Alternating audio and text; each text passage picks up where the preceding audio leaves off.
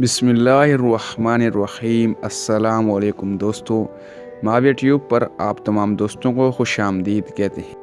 دوستو، امام ابو حنیفہ کا واقعہ ہے کہ ان کے زمانے میں ایک مہدی جو اموی خلیفہ تھا، اس کے دربار میں ایک دہریہ آیا اور جو خدا کی ذات سے انکار کرتا تھا۔ اس نے کہا، میں نہیں مانتا کہ خدا موجود ہے، یہ کائنات طبی رفتار سے خود بنی ہے اور خود چل رہی ہے، لوگ مر رہے ہیں اور پیدا ہو رہے ہیں وغیرہ، یہ سب ایک طبی کارخانہ ہے، کوئی بنانے والا نہیں ہے، یہ اس کا دعویٰ تھا۔ اور اس نے چیلنج کیا کہ مسلمانوں میں جو سب سے بڑا عالم ہے اس کو میرے مقابلے میں لایا جائے تاکہ میں اس سے بحث کروں، اور لوگ غلطی میں مبتلا حقینہ اپنی طاقتوں کو خواہ مخواہ ایک غیبی طاقت کے ایک تابع کر دیا ہے جو سارے جہاں کو چلا رہی ہے۔ تو اس زمانے میں سب سے بڑے عالم امام ابو حنیفہ رحمۃ اللہ علیہ تھے۔ مہدی نے امام صاحب کے پاس آدمی بھیجا، رات کا وقت تھا، رات ہی کو خلیفہ کا دربار منعقد ہوتا تھا۔ آدمی بھیجا کہ وہ آ کر اسے اس دہریے سے بحث کریں اور اسے سمجھائیں اور راہ راست پر لائیں۔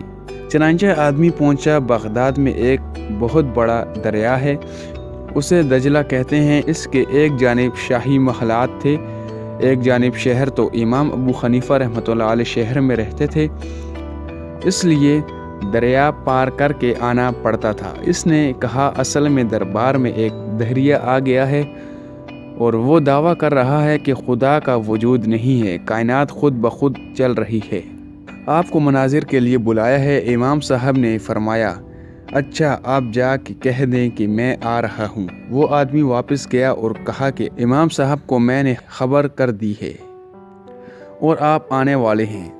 اب دربار لگا ہوا ہے، خلیفہ، امراء، وزراء بیٹھے ہوئے ہیں اور دہریہ بھی بیٹھا ہوا ہے۔ امام صاحب کا انتظار ہے مگر امام صاحب نہیں آ رہے۔ رات کے 12 بج گئے، امام صاحب دہریے کی بن آئی۔ اس نے کہا، معلوم ہوتا ہے کہ امام صاحب ڈر گئے ہیں اور سمجھ گئے ہیں کہ کوئی بڑا فلسفی آیا ہے، میں اس سے نپٹ نہیں سکوں گا، اس واسطے گھر میں چھپ کر بیٹھ گئے، اور آپ یقین رکھیں وہ نہیں آئیں گے، میرے مقابلے میں کوئی نہیں آ سکتا۔ اب خلیفہ بھی متعامل ہے، درباری بھی حیران ہیں اور دہریہ بیٹھا ہوا شیخی دکھا رہا ہے۔ جب رات کا 1 بجا تو امام صاحب پہنچے، دربار میں حاضر ہوئے۔ خلیفہ وقت نے تعظیم کی جیسے علماء ربانی کی جاتی ہے۔ تمام دربار کھڑا ہو گیا۔ خلیفہ نے امام صاحب سے کہا کہ آپ اتنی دیر میں کیوں آئے؟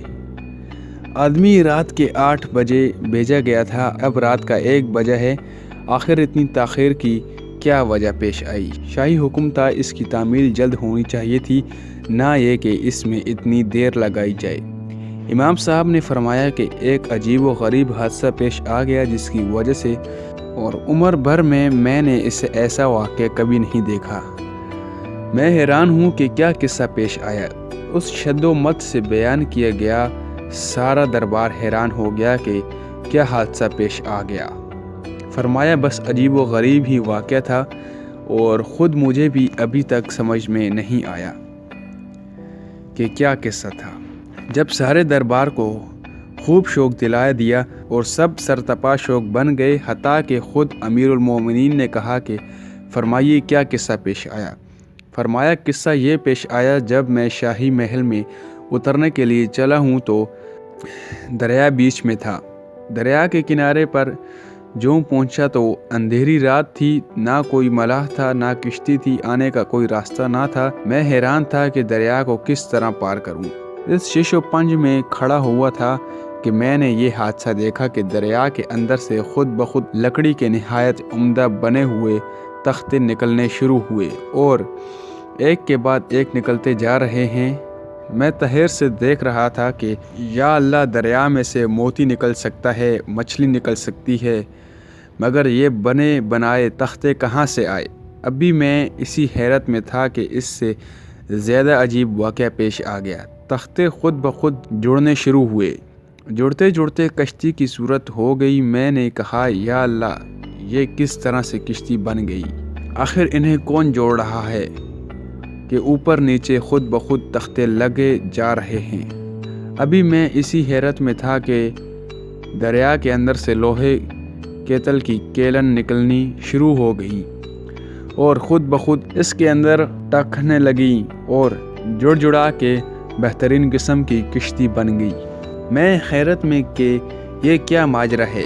ये तख्ते जो जुड़े हुए थे इनकी दर्जों से पानी अंदर घुस रहा था कि दरिया के अंदर से ख़ुद बखुद एक रोगन निकलना शुरू हुआ और इन दर्जनों में वो भरना शुरू हुआ जिससे पानी अंदर घुसना बंद हो गया। अभी मैं उसी हैरत में था कि वो किश्ती ख़ुद बखुद मेरी तरफ बढ़नी शुरू हुई और किनारे पर आकर ऐसे झुक गई गोया मुझे सवार कराना चाहती है। मैं भी बैठ गया। वो ख़ुद बखुद चली और मुझे लेकर रवाना हो गई। दरिया की धार पर पहुंची, पानी उधर को जा रहा था, किश्ती ख़ुद बखुद इधर को जा रही थी। क्योंकि शाही महलात इधर को थे, मैं हैरान था कि या अल्लाह, आखिर पानी की बहाव के ख़िलाफ़ कौन ऐसे ले जा रहा है। यहाँ तक कि शाही महल के करीब किनारे पर पहुँच गई और आखिर झुक कर फिर किनारे पर खड़ी हो गई कि मैं उतर जाऊँ तो मैं उतर गया। फिर मेरे देखते ही देखते वो किश्ती गायब भी हो गई। घंटा भर इसी किनारे और घंटा भर उस किनारे सोचता रहा कि ये क्या किस्सा था। ये सानहा जिसकी वजह से तहरीर में कई घंटे लग गए, अब तक समझ में नहीं आया कि क्या माजरा था। और मैं अमीरुल मोमिनीन से माफ़ी चाहता हूँ कि 8 बजे बुलाया गया और 1 बजे पहुँचा हूँ। दहरिये ने कहा, इमाम साहब, मैंने तो ये सुना था कि आप बड़े आलिम हैं, बड़े दानिशमंद और फाजिलमंद आदमी हैं, मगर बच्चों जैसी बातें कर रहे हैं। भला ये मुमकिन है कि पानी में से ख़ुद बखुद तख्ते निकल आएं, ख़ुद ही जुड़ने लगें, ख़ुद ही कीलें ठुक जाएं, ख़ुद ही रोगन लग जाए, ख़ुद आके किश्ती अपने आप को झुका दे, आप इस पर बैठ जाएं और ख़ुद ही लेकर चल दे, ख़ुद ही वो किनारे पर पहुंचा दे। ये कोई अकल में आने वाली बात है? मैंने समझा था कि आप बड़े दानिशमंद, फाजिल और आलिम हैं। इमाम आपका लक़ब है और बातें कर रहे हैं आप नादानों और बच्चों जैसी। ये कैसे मुमकिन है कि कोई किश्ती बनाने वाला नहीं ख़ुद बखुद बन गई, कोई कीलें ठोकने वाला नहीं ख़ुद बखुद ठुक गई, कोई रोगन भरने वाला नहीं ख़ुद ही भर गया, कोई चलाने वाला मलाह नहीं ख़ुद ही चल पड़ी, कोई समझाने वाला नहीं ख़ुद ही समझ गई कि मुझे शाही महल के ऊपर जाना है। ये अकल में आने वाली बात है। इमाम साहब ने फरमाया, अच्छा, ये बात नादानी और बेवकूफ़ी की है।